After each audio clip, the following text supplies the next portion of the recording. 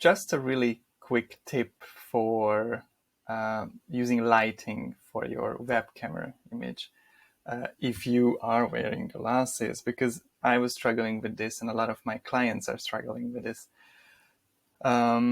If you put any light source like a ring light or spotlight or a lamp in front of you, that will be reflected in your glasses.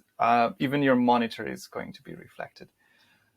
I will just use a dot light from on my phone.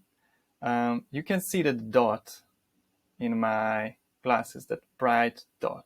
If this would be a ring light, it would be in the same place, but it would look like a ring instead of a dot in my glasses. Now, see what happens if I start bringing this dot upwards. It gets out of the reflection. Now you don't see the dot, only if I look up. So basically what I did is, and this is the standard position that we usually use, like the camera is usually in front of us, built into the laptop or whatever, and the light is right there next to it. And that was when you were able to see it in my glasses. And what I did was started moving it upwards. And that's how it disappeared from my eyes. Now, if your lighting is like really above us, like too high, it can get weird, like the classic Godfather opening scene lighting, which is not something we want. So play around with it a bit and just put it as high as necessary for it to not be reflected.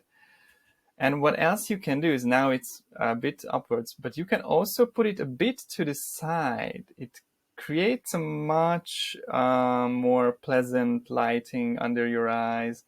It creates a nose shadow. Now, if it's a ring light or anything larger than this small dot, then the shadow will not be this